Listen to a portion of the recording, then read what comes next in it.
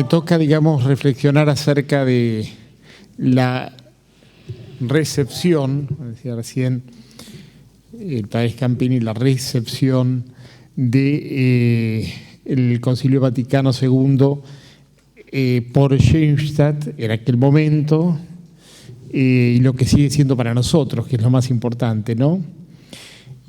Por eso esa pregunta final de las diapositivas me parece fundamental también planteárnosla por la tarde. Ante todo, digamos, yo voy a hablar de algo que no me gusta en realidad, que es hacer concordancia, es decir,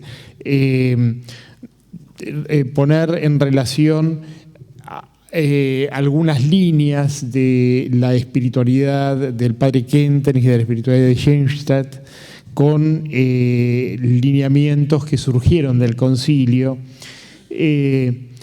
No deberíamos pensar de manera muy amplia, sí, digamos, pero no deberíamos pensar que el Concilio Vaticano II es algo así como un emergente de nuestros movimientos. Hay en algún sentido un amplio, una función así previa, que engloba aquello que el padre Scampini señalaba como movimiento laical, de alguna manera, el despertar laical, ¿no? Como uno de los factores que fue tejiendo esas condiciones para que el Concilio Vaticano II surgiera.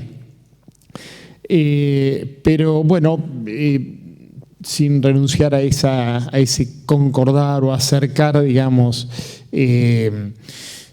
cosas que se han vivenciado en la historia de Schoenstatt, que vivió la mayor parte del tiempo fuera del concilio. Imagínense que el padre Kentenich, siempre lo insisto, es un hombre del siglo XIX, en realidad, ¿no? Y todo el desarrollo de la historia de la familia en buena medida fue preconciliar, ¿no?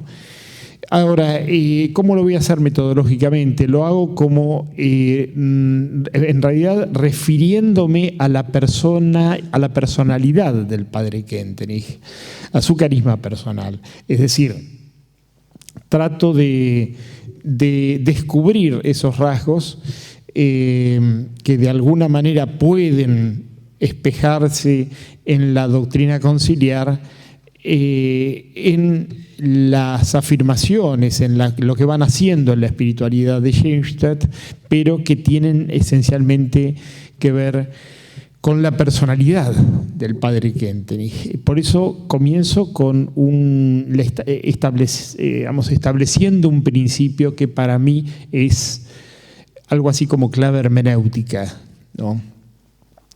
Se trata de un juego de espejos, es decir, no puede entenderse el carisma de Schoenstatt, la espiritualidad de Schoenstatt, sin la biografía del padre Kentenich.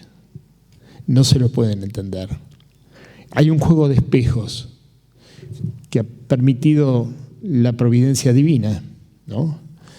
Por eso lo primero que propongo es esto, es encontrar en los rasgos de Kentenich, en los rasgos que perfilan su personalidad y su carisma que Dios usó, encontrar, digamos, esos aspectos que después van a reverberar de alguna manera en lineamientos del Concilio Vaticano II. Bien.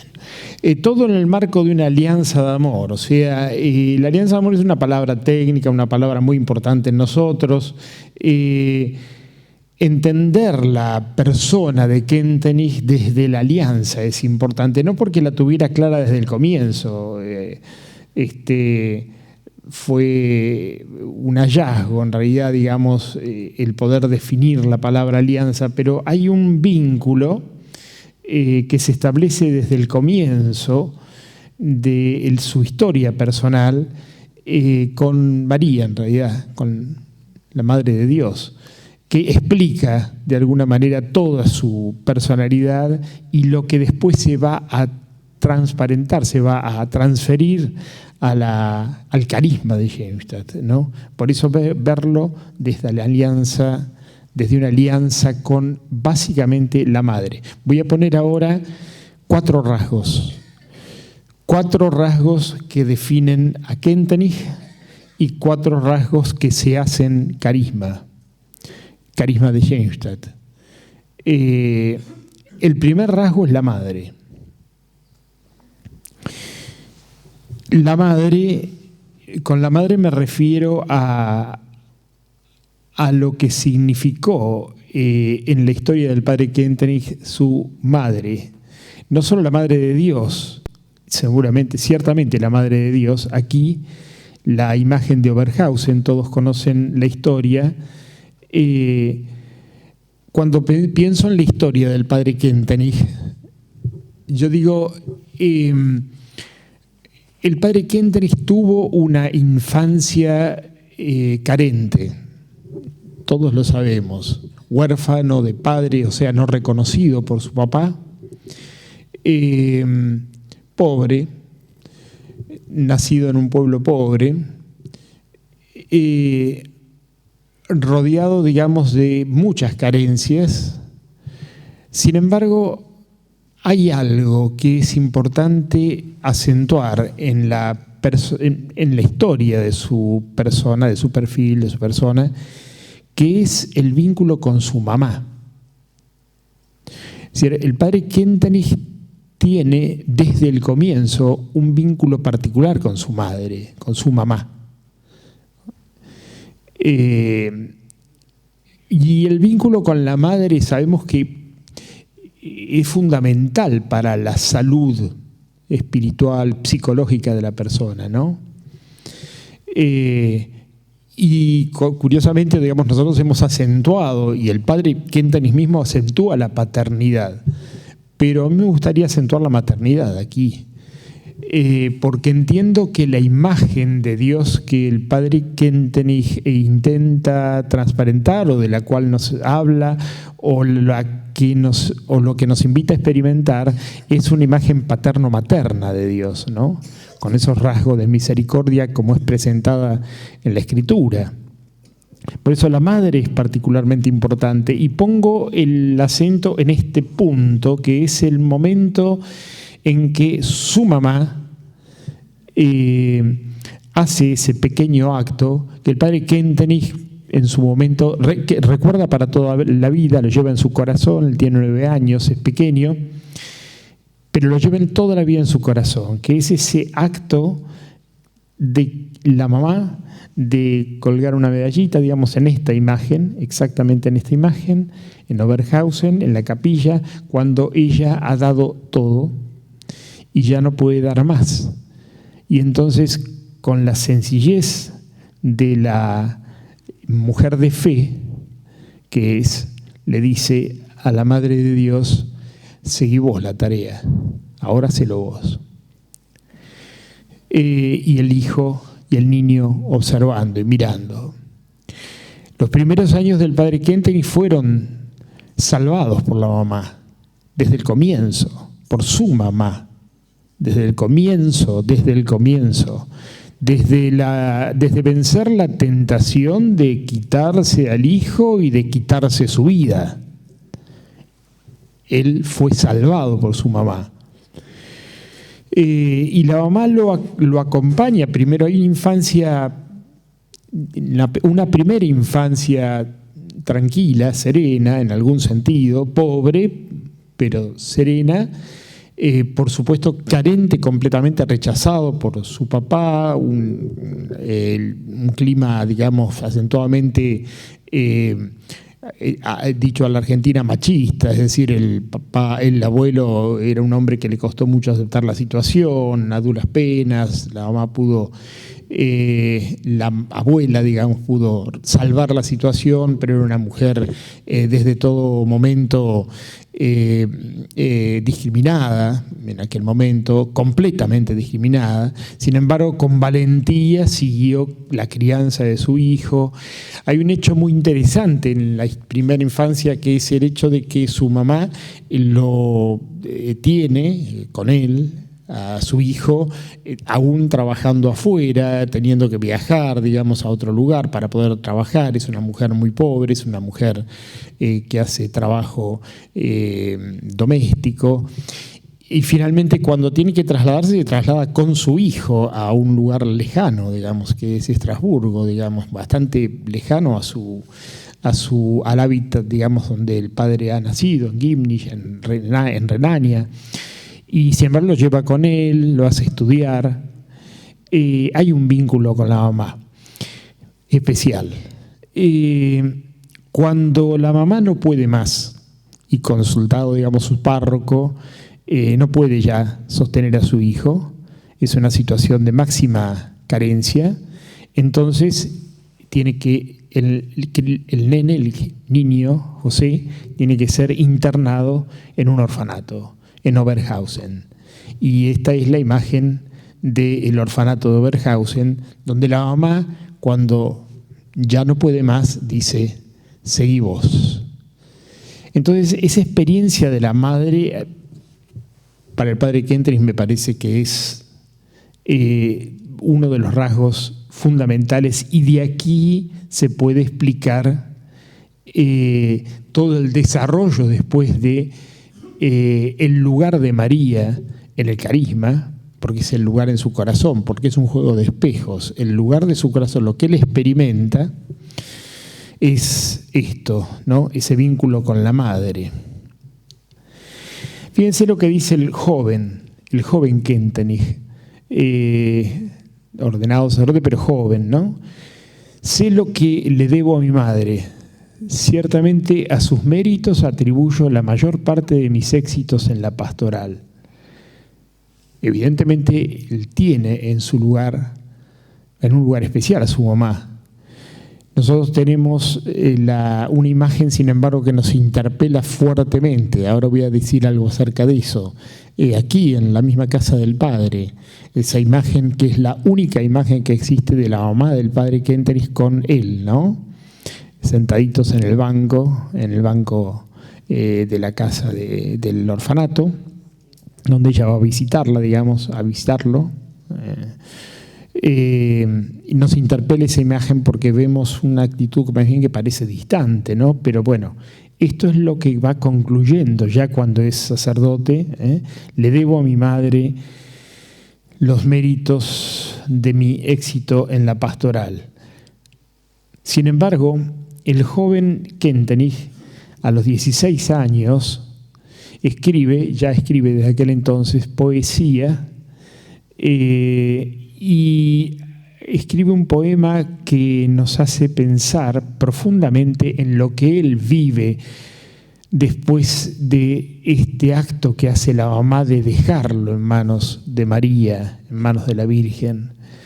Fíjense, conocen la poesía, pueden leerla si quieren en el texto de la hermana Doria Schlickmann, en Los años ocultos. Me llama la atención en particular, es una poesía que la podría haber escrito Nietzsche, más o menos a la misma edad, digamos, ¿no? A los 16 años, como experiencia de Dios ausente, ¿no? Arrancado del amor de mi madre con mano violenta, ¿no? O sea, violentamente arrancado del amor de mi madre, desconocido en medio de la muchedumbre. En torno a mí veo que los otros chicos, compañeros, con entusiasmo hablan de sus padres, de sus papás, y yo me aparto llorando. Esta expresión en particular me conmueve. Es decir, yo me aparto llorando. ¿Qué hace? Llorando por los rincones de un lugar donde sufre frío, donde sufre lo que sufren los chicos que están en un instituto de minoridad, nuestros, que los conocemos. Si quieren, después en algún momento podemos hablar de eso también, porque conozco bien el ambiente. Yo me aparto llorando. ¿Qué significa yo me aparto llorando? Me voy a un rincón a llorar. ¿Y a quién lloro? ¿A quién invoco? ¿A quién invoca el niño Kentenich? ¿A quién les parece que invoca? A la mamá. A la mamá. ¿Y a qué mamá? A María. a María porque él de alguna manera encuentra en María eso que en la mamá encontraba. Entonces, lo primero que después en los términos técnicos de kentenigianos, digamos, expresa como transposición orgánica, ¿no? Como transposición orgánica o traspaso orgánico, está aquí la raíz de la cuestión. Es decir, el padre Kentenich hace un salto, digamos, hay un traspaso orgánico del amor de su mamá al amor de María. Encuentra en el amor de María el consuelo, el único consuelo en esa situación de angustia, de carencia, ¿no? Es el salto. Por eso el traspaso orgánico en su vida personal se da de la mamá a la mamá. Y eso es lo que habilita después todo el desarrollo del carisma en torno a la paternidad, ¿no? El sacerdote Kentenich joven, porque ya pasó esa crisis. Hemos hablado mucho, y no voy a hablar ahora de la crisis del padre Kentenich, de la crisis en la juventud, en los años del estudiantado, de la teología, sobre todo, digamos, hay un montón de cosas que aparecen que podrían resumirse en la palabra inseguridad, ¿no? Es un hombre de una lucidez muy grande, es un estudiante inquieto, avanzado, interpela a sus profesores, lo sabemos mucho, pero anida en él una inseguridad, es decir, el cobijo que él encuentra trasponiendo, por decir así, el amor de la mamá a la mamá, no significa que de un día para el otro él cura su herida. Y toda la crisis del padre Kentenich no es básicamente una crisis en el sentido, digamos, de que lee muchos libros de filosofía de autores que lo influyen, que le hacen mal, digamos. Es una crisis, a ver, yo me voy a permitir decirlo con una sola palabra, es una crisis afectiva, nada más. Es una profunda crisis afectiva. ¿Y cómo sale de esa crisis? Que es un largo proceso, no es un proceso de un día para el otro. De esa crisis sale de esta manera: mi inseguridad se pone entonces en las manos más seguras que uno puede imaginarse, las manos de la madre, y de ese modo en las manos de Dios. Ahí ya están viendo ese juego, ¿no? De la mamá a la madre de Dios, de la madre de Dios a la mano de Dios, ¿no? Eso es por parte constitutiva de su experiencia de vida, y esto se plasma en carisma, en misión.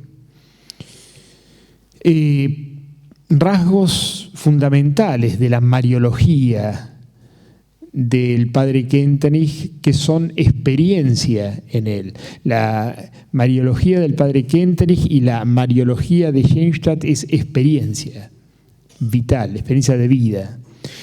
La experimenta como madre, desde el comienzo, lo he dicho, y educadora. Estamos acostumbrados a repetirlo, por eso no quiero ir rápido en esto, ¿no es cierto? Madre y educadora. Asociamos siempre la palabra educadora. El padre la ha experimentado justamente en los rincones, como que lo acompaña, lo cuida, lo educa, como su mamá. Madre y educadora, primer rasgo fundamental de su imagen de María. ¿Y cómo lo dice? Fíjense, en una carta a un joven estudiante en los primeros años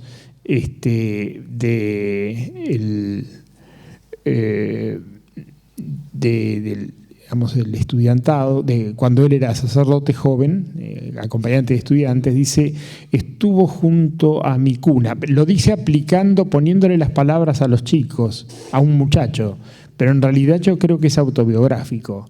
No lo dice, se lo dice como diciéndole: a ustedes les pasa esto, a nosotros nos ha pasado esto. Estuvo junto a mi cama y ya en ese entonces sus rasgos me manifestaron la belleza de Dios. Una vez más, fíjense la transposición, ¿no? Los rasgos de ella me manifestaron la belleza de Dios. Allí aprendí a amar a mi madre, y me di totalmente, a mi madre con minúscula. Allí aprendí a amar a mi madre, porque ella estuvo desde el comienzo, y me di totalmente a ella, con mayúsculas, como un niño. La infancia espiritual, la niñez, la pequeñez, rasgo fundamental en la espiritualidad, en nuestra pedagogía, ¿no? Hacernos como niños, ser hijos. Hubo épocas, sin embargo, en que tuvimos la impresión de no conocerla con el corazón, sino tan solo con los labios. Así y todo, jamás se apagó enteramente la chispa que ya había prendido en nuestro interior. La pertenencia mutua entre María y nosotros, y entre nosotros y ella, era demasiado estrecha, y nuestro crecimiento había estado demasiado íntimamente enlazado a ella como para que eso fuese posible, para que ese vínculo no se quebrara, ¿no? Esto que dice a los jóvenes lo dice, y yo creo que de él, ¿no? En primer lugar. Y aquí sí pongo, salto a la Lumen Gentium.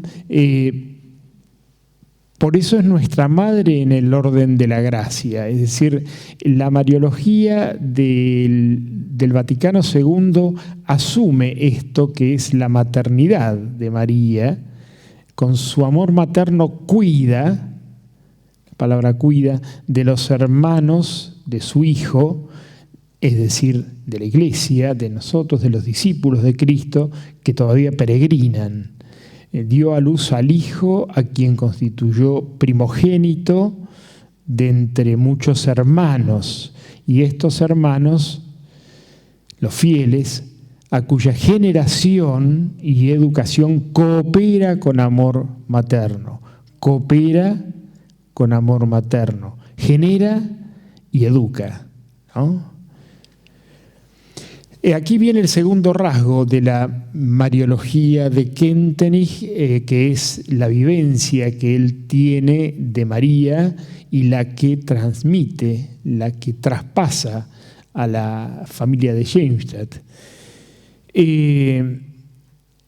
La cita es de un texto de un retiro conocido, publicado con el nombre de María en el Plan de Dios. Todos lo conocen seguramente. En realidad, originalmente era el sacerdote mariano, era un retiro para sacerdotes de los primeros tiempos, pensada y creada como compañera y colaboradora de Cristo en la obra de la redención. Esa expresión es una expresión muy en sintonía con la Mariología de la Lumen Gentium, ¿no? Pensada y creada como compañera y colaboradora. Colaboradora singular, dice, y también lo dirá el concilio, colaboradora singular de Cristo en la obra de la redención. Tiene un lugar especial, un lugar aparte, garantiza, es decir, lo humano. Aquí les recomiendo que veamos la poesía del padre Joaquín Aliende, porque la poesía del padre Joaquín resume de manera hermosísima, con la calidad ese que tiene el poeta, la voz del poeta, la Mariología del Concilio Vaticano II, la Mariología de Puebla, porque fue hecho en Puebla, digamos, en el tiempo en Puebla. El padre Joaquín tuvo un rol muy protagónico en Puebla, en el documento de Puebla, digamos, en la reunión de Puebla de los obispos latinoamericanos. En todo caso, digamos, un acento particular en la expresión compañera, que define, digamos, esa íntima comunión de la madre y el hijo, ¿no?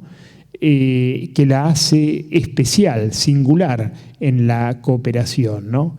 Ella es compañera, es la nueva Eva junto al nuevo Adán, ¿no? Pensada de esa manera por el padre Kentenich y predicada desde los comienzos. Y fíjense, aquí cito una cita del Lumen Gentium que después se encuentran aquí, por eso no me dediqué demasiado, digamos, aunque están los números, aparecen los números. La mayoría de los textos que cito acá, algunos, no todos, están, pero la mayoría sí están en los documentos que vamos a trabajar esta tarde. Lumen Gentium dice: María no fue un instrumento puramente pasivo en las manos de Dios, no es un instrumento pasivo, sino que cooperó a la salvación de los hombres con fe y obediencia libres. Ella es la cooperadora, la colaboradora de Cristo, ¿no? ¿Cómo? Sufriendo profundamente con su unigénito y asociándose con entrañas de madre a su sacrificio. Eso que se expresa de manera tan bella en la tradición de la familia de Jamstadt, en la cruz de la unidad, ¿no? María y Jesús unidos, en la cruz, ¿no? Asociándose con sus entrañas de madre, entregando a su hijo, ¿no? Recuerdo alguna vez en el Santuario de la Plata. El Santuario de la Plata fue hecho por un obispo, por el obispo Plaza. Es el único santuario en el mundo que lo pidió un obispo, lo quiso construir un obispo. Lo quiso construir como casi como en su capilla privada, en el jardín de la Curia. El Santuario de la Plata es muy bonito, digamos, está a la sombra de la catedral. La catedral es inmensa, neogótica, es bellísima la Catedral de la Plata, bellísima, y uno puede ver a la sombra de la catedral el pequeñito santuario, ¿no? Eso fue deseo de Monseñor Plaza, del obispo Plaza. El obispo celebraba todos los días la misa ahí a las 6:30 de la mañana, todos los días. Y si uno quería, digamos, participar en la misa, podía hacerlo, ¿no? Como todos saben, Plaza era una persona, bueno, muy seca, muy polémica, todo lo que ustedes quieran pensar, pero tan importante para la historia de la familia de Jamstadt. Dios escribe derecho en renglónes torcidos, nos recordaba el padre ayer, y bueno, Monseñor Plaza fue fundamental en la historia de la familia, sobre todo en el proceso de liberación del padre Kentenich, ¿no? En el tiempo del concilio. El Monseñor Plaza creó el santuario, lo puso en el jardín, y después, y él frecuentaba diariamente como su capilla el santuario de Jamstadt, con una historia bellísima que ya conocen porque la hermana María Julia la ha contado muy bien en este proceso de formación que hemos hecho previo. No fueron muchos los obispos que después entraron al santuario. Hubo obispos en La Plata que no entraron nunca al santuario de Jamstadt, ni desde que llegaron hasta que se fueron. Entraron nunca. El cardenal Corrachino entró, no recuerdo cuántas veces había entrado, era muy libre, digamos, él entró una vuelta, no recuerdo cuándo fue, miró las imágenes y vio a la Mater, vio a la Madre de Dios, la imagen que nosotros tenemos, digamos, la 3 veces admirable, esta con el Hijo, digamos, en sus brazos, y miró abajo y vio abajo la cruz, esto que le llamamos la cruz de la unidad, que está María al pie de la cruz, como diaconisa, digamos, compartiendo, así asociándose con entrañas de madre a su sacrificio. Y Corrachino dijo: bueno, yo veo a la Virgen, la veo acá, dice, esta es la Virgen, ahí con el niño en sus brazos, bien una Madonna. Esa no es la Virgen, eso es la Iglesia, dice, esa no es la Virgen. Bueno, comprenden ahora por contraste lo que significa separar, ¿no? Una cosa y la otra. Podemos entender lo que el padre Kentenich desde este lugar llamaba como disociar, ¿no? Un pensamiento disociado. El pensamiento, con una palabra muy especial, que es la palabra, él elige la palabra mecanicismo, ¿no? Pero esta es la imagen, ¿no?, de María, y es la imagen de la Iglesia, ciertamente. Por eso el Hijo poner el Dilexit Ecclesiam, que es lo que el padre Kentenich quiso que pusieran en su tumba, el amor a la iglesia, como un rasgo también de su mariología y de la experiencia mariana del movimiento. ¿Dónde aprendemos a amar a la iglesia? En la Madre de Dios, que se asoció de esta manera al sacrificio de su Hijo. Expresión del Dilexit Ecclesiam es el cáliz que ha recorrido nuestros santuarios y que expresa el gesto que el Padre quiso tener con el Papa Pablo VI, ¿no es cierto?, de decirle, bueno, quiere ponerse la familia de Jamstadt al servicio de esa iglesia en la consecución del Vaticano II, del Concilio Vaticano II. Dilexit Ecclesiam es un rasgo mariano, en realidad. Íntimamente unida con la iglesia, dice la Lumen Gentium, es, resumo, digamos, modelo, tanto de la Virgen como de la Madre, modelo de la iglesia, tanto de la Virgen como de la Madre, es decir, la Santísima Virgen, Madre, la Iglesia, Madre y Virgen, creyendo y obedeciendo como nueva Eva, al lado del nuevo Adán, agregaría yo, digamos, en esas dos expresiones de Kentenich, ¿no?, compañera y colaboradora, ¿no? El padre Kentenich dice cómo llevar adelante este amor a la iglesia. Bueno, hagan que la alianza de amor sea alianza con el Dios Trino, alianza con nosotros, alianza entre todos los miembros y las agrupaciones de la iglesia, alianza con todos los hombres del mundo entero. Fíjense que como esto entra justamente con ese aspecto de apertura, de catolicidad, digamos, que señalábamos recién en el Concilio Vaticano II, ¿no? Amar a la iglesia. El segundo rasgo que perfila la personalidad de Kentenich es el niño.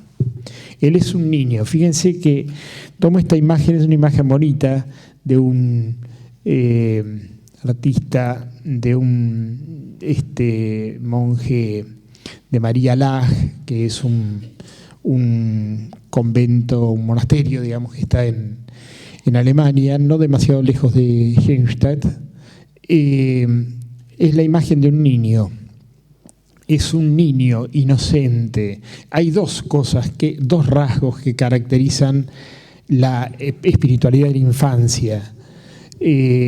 La niñez, o sea, es ser niño, es ser inocente, es ser pequeño, sencillo, humilde. Si no se hacen como los niños, no pertenecen al reino, ¿no? Ese es uno de los aspectos. El otro aspecto es la dignidad, porque es la dignidad del hijo. La palabra niño es una palabra que en neutro, en alemán, en la lengua del padre Kentenich, se usa al mismo tiempo para decir hijo y niño. Es decir, que cada vez que decimos niño, decimos hijo, y cada vez que decimos hijo, decimos niño. Es decir, hay otra palabra naturalmente para referirse al niño y a la niña en sentido, digamos, en otro sentido, pero la palabra que por lo general se usa es la palabra genérica de niño, ¿no? Entonces, el niño es el hijo. Y este niño es un niño con los pies descalzos, fíjense, que nos hace recordar a la imagen del padre niño cuando está en Oberhausen con su mamá.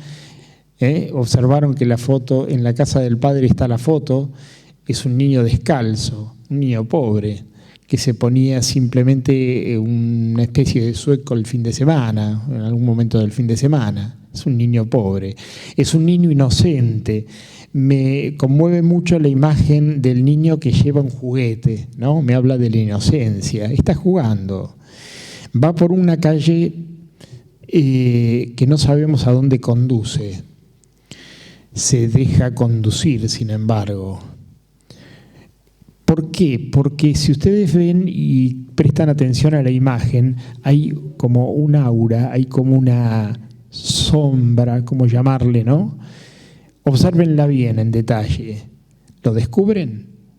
Sí, se ve, ¿no es cierto? Podríamos decir que es la imagen del ángel de la guarda, tal vez. Es un niño que está preservado en algún sentido porque es niño, ¿no? Es una imagen que me parece que representa mucho a ese que fue el niño Kentenich, ¿no? Y que después se plasma en la espiritualidad de la niñez, del ser niño ante Dios. El hombre que se reconozca pequeño, niños ante Dios es la cita, ¿no? Es uno de los retiros más hermosos del padre Kentenich también, ¿no? Cuando despliega la espiritualidad de la infancia, ¿no? El hombre que se reconoce pequeño y confiesa su miseria será en cierto sentido omnipotente frente a Dios. Y Dios omnipotente será a su vez impotente ante él. Es ese Dios que es misericordioso, vuelve el corazón hacia el más pequeño, al más miserable. El hombre niño y humilde obtiene de Dios lo que quiere. Elevó a los humildes, ¿no? La cita de Lucas, el hombre que se hace como los niños, ¿no? Es nuestra tarea. Pero al mismo tiempo, entre nosotros, dice el padre Kentenich, y después lo van a encontrar en los textos, por eso no puse la cita, entre los textos de hoy, entre nosotros el más fecundo y creador, no importa en qué puesto uno esté, es el que está del modo más ingenuo frente al eterno e infinito, la inocencia, la ingenuidad, la inocencia, como rasgo fundamental del niño. El padre Kentenich lo ha dicho muchas veces con muchas imágenes diversas, ¿no? No quiero repetir cosas que ya hemos dicho muchas veces, ¿no? Pero la imagen de la barca, se recuerdan seguramente ustedes la imagen del niño en la barca, donde pasa uno de la tripulación y le dice, que no te diste cuenta de lo que está pasando, el barco se está hundiendo y el niño está jugando con un juguete, y entonces el niño lo mira y le dice, pero mi papá es el capitán. Entonces, la inocencia, ¿no?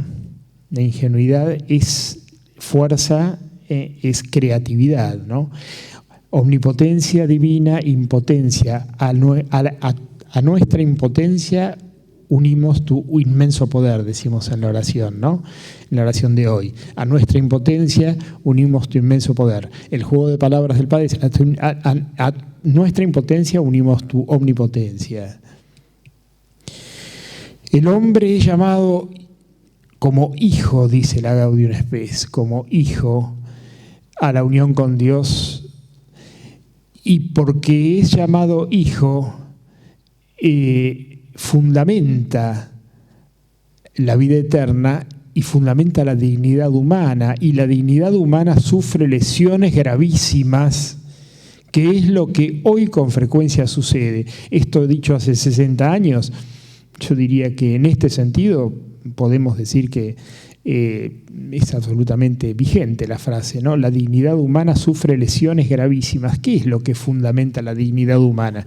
¿Qué es lo que fundamenta la dignidad humana? Pregunta fundamental a la cual nosotros podemos responder como cristianos, y el hombre de nuestro tiempo, la mujer de nuestro tiempo tiene en este sentido serias dificultades para fundamentarlo. La dignidad humana, ¿qué es? El tener más, la promoción, la pertenencia de clase, la pertenencia a familia. ¿Qué es lo que fundamenta la dignidad humana?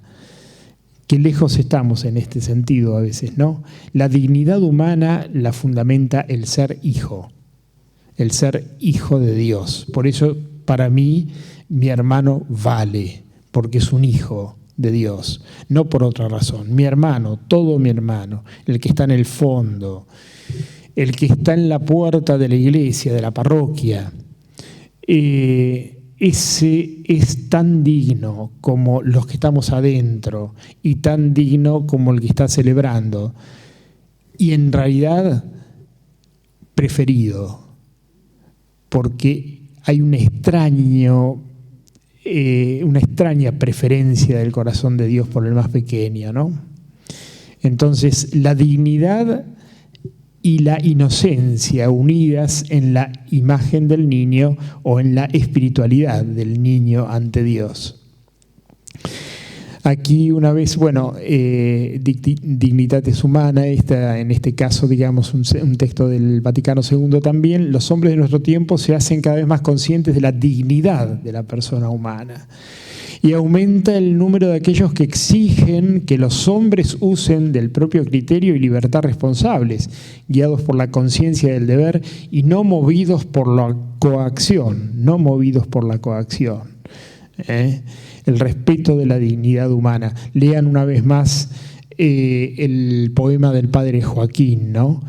Sueña América con un sueño para pobres y hambrientos, ¿no? Sueña con una gran mesa, la mesa ancha del reino. Creo y confío con corazón de niño, dice la oración de confianza que rezamos siempre, ¿no? En tu poder y en tu bondad, en tu poder y en tu bondad.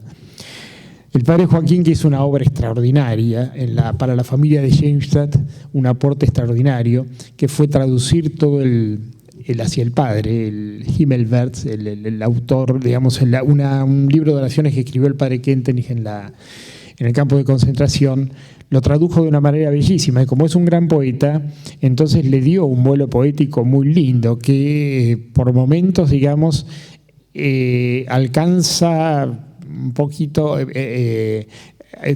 digamos, como opinión personal, no puede ser hasta un poquito superior incluso a la versión original, ¿no? Pero sin embargo me pregunto por qué el padre cuando tradujo la oración de confianza, que la pone al final, digamos, ¿no? Que no está integrado en el Hacia el Padre en la edición alemana, pero la oración de confianza pone, nosotros decimos en tu poder y en tu bondad fundo mi vida, en ellos espero confiando como niño. Nosotros en ellos espero confiando como niño. La oración original dice, creo y confío con corazón de niño. Creo y confío con corazón de niño. No sé cuál fue la opción por la cual el padre Joaquín hizo esta traducción, que es hermosa, de todas maneras, bellísima, y la rezamos siempre, pero me pareció muy importante destacar la palabra corazón, porque la palabra corazón, aquí, la que aparece en la oración de confianza, es justamente, después vamos a escuchar, digamos, bastante de esto, sobre todo en lo que pueda aportarnos José. La palabra que ustedes la conocen porque la han escuchado muchas veces, es la palabra Gemüt, ¿no? La palabra Gemüt. Entonces es corazón de niño, ¿no? Con corazón de niño. Y el corazón es importante porque es el lugar, acá pongo una cita de la Gaudium Spes, por su interioridad, es superior al universo entero el hombre, por su interioridad, es la interioridad, y esto es lo que estamos en riesgo de perder, digamos. A esta profunda interioridad retorna cuando entra dentro de su corazón. Quizás pensemos en el sentido bíblico de la palabra corazón, que puede acercarse a lo que es la palabra Gemüt, que es una palabra estrictamente hablando imposible de traducir, ¿no?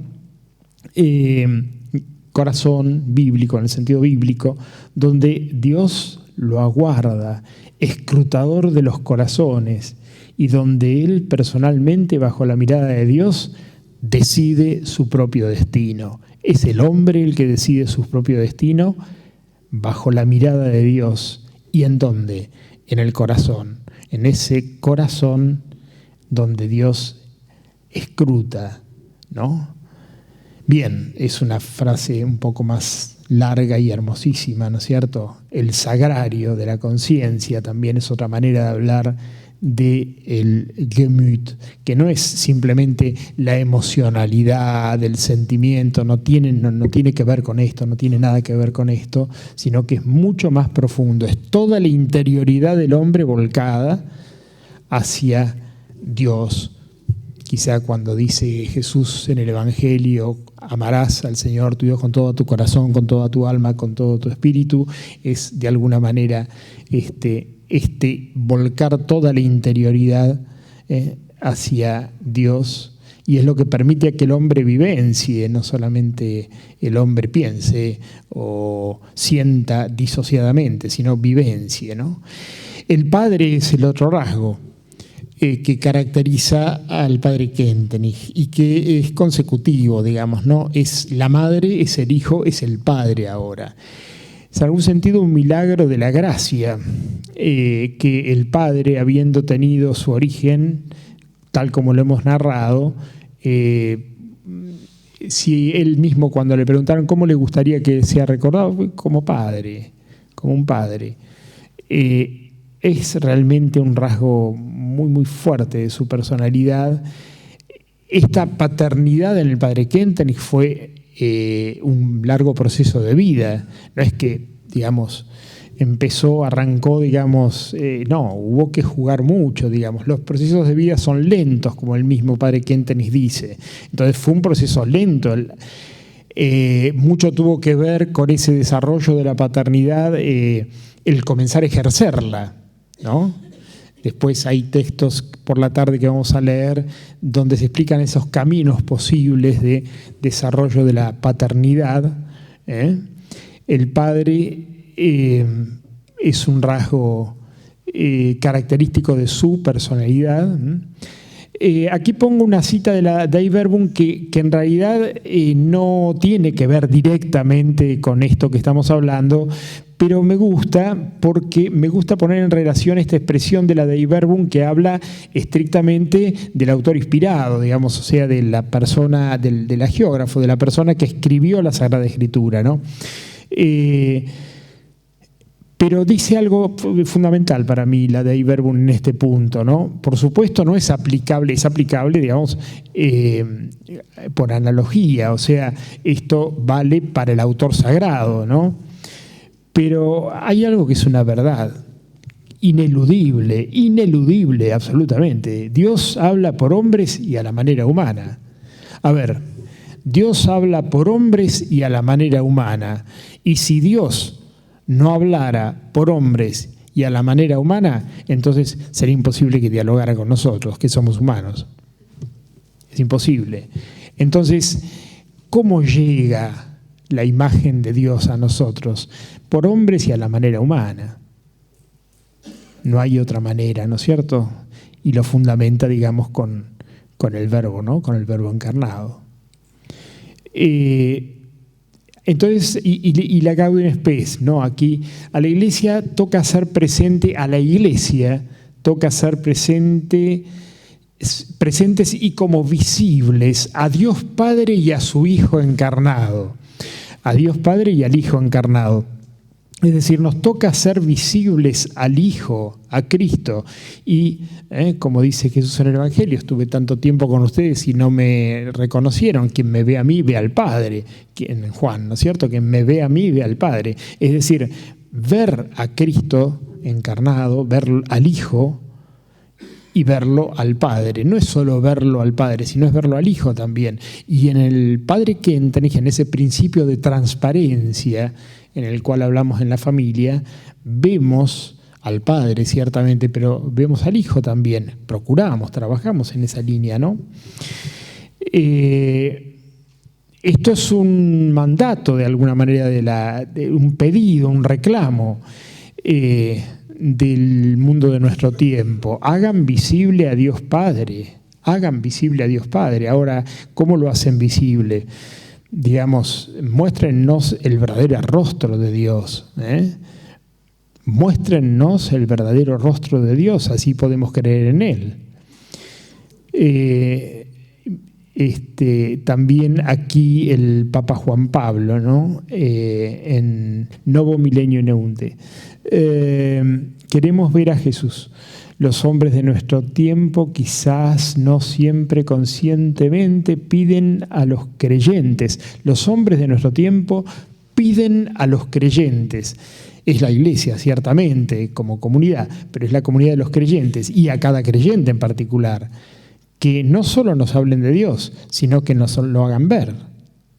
Desafío para nosotros también. Y esto es lo que nos enseña el principio de transparencia, ¿no? Es decir, por eso hemos hablado de verlo a Dios Y esto es lo que ha intentado hacer el padre Kentenich y lo que intentamos ver en el padre Kentenich y ver entre nosotros también y replicar esa experiencia, ¿no? Novo Milenio Neunte. El padre Kentenich, ya un texto que aparece aquí, digamos, en la tarde, esta raíz irracional de nuestra fe en Dios es la vivencia paternal natural, que de acuerdo a la ley de transferencia, que ya formula, digamos, la ley de transferencia que venimos hablando desde el comienzo, ¿no? Transferencia de afectos, puede y debe ser transmitida a Dios Padre. Él cree, el padre Kentenich está convencido de que hay una fuerza sanadora también en la psicología pastoral, como él le llama, ¿no? Es decir, hay una condición que facilita, no que obviamente produce, digamos, la fe, no de ninguna manera, pero sí facilita, que es esa raíz irracional en una vivencia, en una vivencia parental, en una vivencia de familia, en una vivencia de amor, en definitiva de amor. No llegó a ver. En la epístola Perlonga también, ¿no es cierto? Bueno, la cuestión es que sea familiar nuestro clima, nuestra familia, nuestro ambiente, digamos, fruto del amor, no del temor. Por eso aquí cuando vinieron las objeciones al padre Kentenich, el padre Kentenich fundamenta de esta manera, es decir, nuestra forma de vivir la obediencia es obediencia familiar. Y es lo mínimo que podemos pedir cuando tenemos vínculos jurídicos mínimos, ¿no es cierto? Es decir, tenemos que confiar en el amor, tenemos que lograr una obediencia familiar. Y el último rasgo, el profeta, quizá hubiera sido el más importante que desarrolle, pero bueno, el profeta, ya lo conocemos, es aquel que lee los signos de los tiempos. La Gaudium Spes asume esta categoría. El padre Kentenich va a hablar de signos de los tiempos también, pero habla de la triple voz, ¿no? La voz de Dios, la voz del alma y la voz del tiempo. La voz de Dios en el ser, en el alma y en el tiempo. En el alma de las personas leí en los acontecimientos del tiempo, en el ser, la Gaudium Spes lo dice de manera bonita también, en el ser, el orden del ser objetivo es una norma, dice el padre Kentenich, para nuestra manera de vivir. Si Dios nos dice, nos enseña quién quiere que seamos en lo que somos, ¿no? En lo que ha hecho de nosotros. Aquí de nuevo, una vez más, el cuestionamiento al padre Kentenich, esto es una cita de la epístola Perlonga, que a su vez cita la santificación de la vida diaria.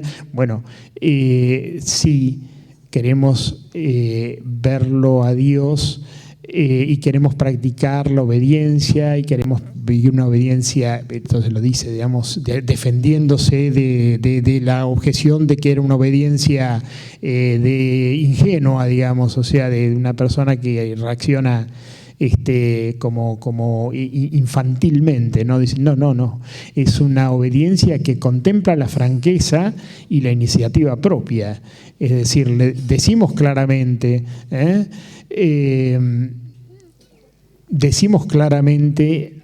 al superior qué es lo que pensamos, e incluso si estamos en su lugar, creativamente hacemos otra cosa, ¿no?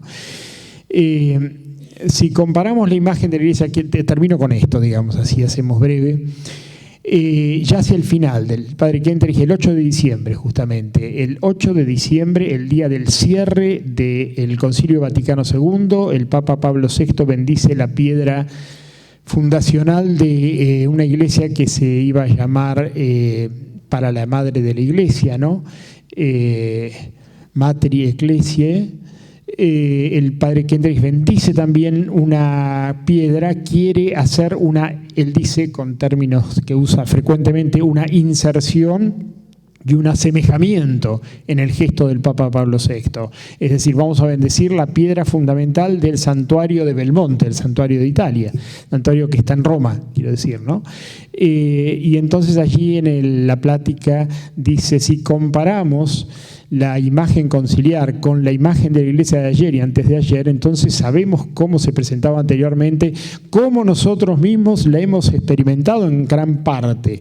Eso tiene mucha tela para hablar. Lo que unía entre sí al pueblo y a con los jefes de la iglesia no era la fraternidad, como acentúa el Concilio Vaticano II, no era pueblo de Dios.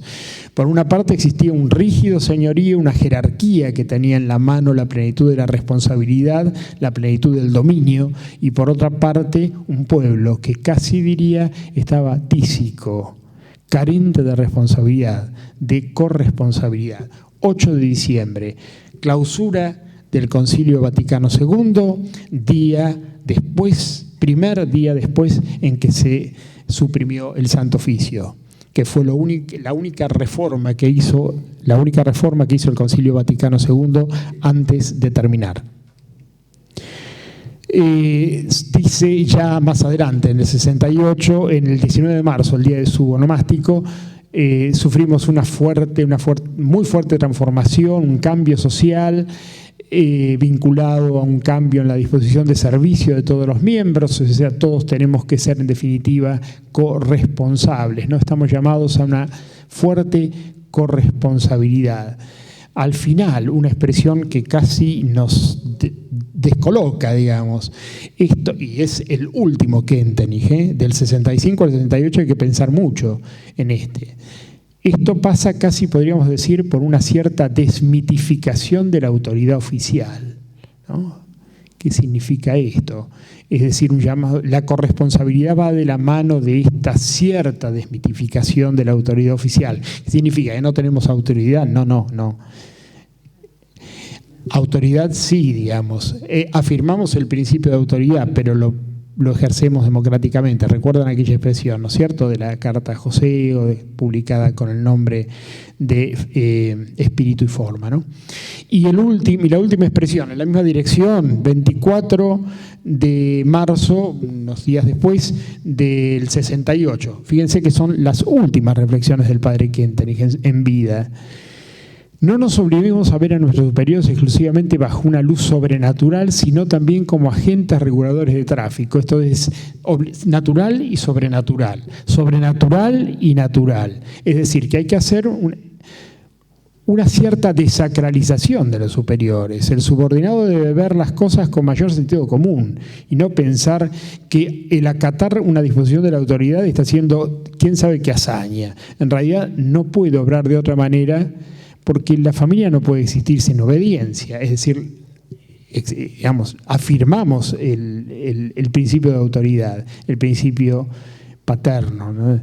Ciertamente, por un lado, debemos pensar muy naturalmente y, por otro lado, sobrenaturalmente, ¿no? Bien, resumí muchísimo, digamos, de todo lo que podía compartir con ustedes, pero me parece que esto ha ayudado a iluminar un poquitito. El carisma es esa concordancia, ¿no es cierto? Es la personalidad del padre, el carisma, los aportes, algunos rasgos del aporte del Vaticano II y una tarea que, como el padre Scampini lo dejó ver bien en su ponencia y que nosotros también podríamos decir con el padre Kentenich, el Concilio Vaticano terminó donde debería estar empezando. Es decir, estamos en pleno trabajo, podríamos decir. Bueno, muchas gracias.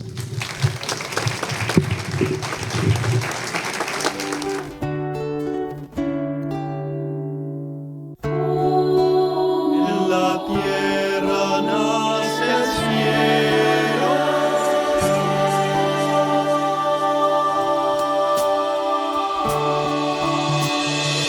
Madre de nuestra América, dulce es tu rostro moreno, vivo evangelio del pueblo que hoy te viene cantando. Por el sí de tu alianza, Dios se hace hermano nuestro, tiene sangre de tu sangre, y en la tierra nace el cielo. Virgen fiel e inmaculada,